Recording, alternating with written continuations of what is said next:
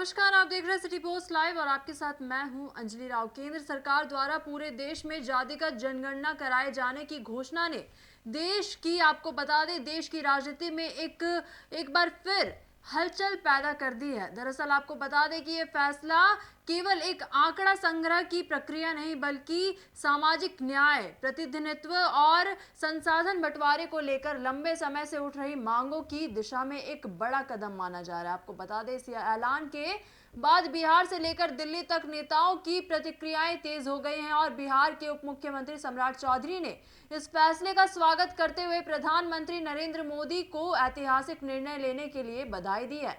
वहीं दूसरी ओर हम देख सकते हैं कि राष्ट्रीय जनता दल इस फैसले को अपनी वैचारिक जीत मान रही है और कहा है कि पार्टी के वरिष्ठ सांसद मनोज झा ने कहा कि यह उसी आंदोलन का परिणाम है जिसे तेजस्वी यादव ने बिहार में नेतृत्व देते हुए राष्ट्रीय स्तर तक पहुंचाया।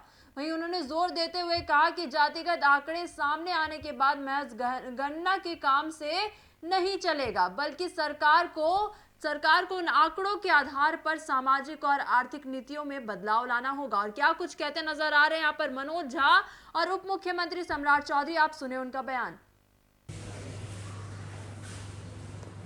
देश के यशस्वी प्रधानमंत्री आदरणीय नरेंद्र मोदी जी को मैं विशेष तौर पर धन्यवाद देता हूँ, बधाई देता हूँ। बिहार और पूरा देश आज नरेंद्र मोदी जी को याद कर रहा है, जिन्होंने जातीय जनगणना के साथ जोड़ने का काम किया है। बिहार और पूरा देश आज नरेंद्र मोदी जी को विशेष तौर पर बधाई देता है। और साथ ही साथ, क्योंकि कई पार्टी सिर्फ जातीय जनगणना को राजनीतिकरण करने का काम कर रही थी, इसलिए आज नरेंद्र मोदी जी को मैं फिर से बधाई देता हूँ। देखिए, आज जो ये जीत हुई है, जो सरकार को झुक करके 4 कदम आगे बढ़ करके जातिगत जनगणना के लिए हाँ कहना पड़ा, ये बहुजन आबादी की जीत है, बंद मुट्ठी की जीत है। बंद मुट्ठी खुलने को बेताब थी। लालू जी, मुलायम सिंह जी, शरद यादव जी, सबको स्मरण करते हुए उस लकीर को तेजस्वी जी आगे लेके गए। बिहार में अपने संसाधन से करवाया, उससे पहले तो नीतीश जी को ख्याल नहीं आया, लेकिन वो धारा बलवती हो उठी है। बस मैं सरकार से कहूंगा, अब उन लोगों का क्या करिएगा। आपके बड़े बड़े नेता कहते थे जातिगत जनगणना से जातिवाद बढ़ेगा। नहीं साहब, जातिगत विषमता दूर होगी, संसाधनों में भागीदारी बढ़ेगी, प्रतिनिधित्व बढ़ेगा।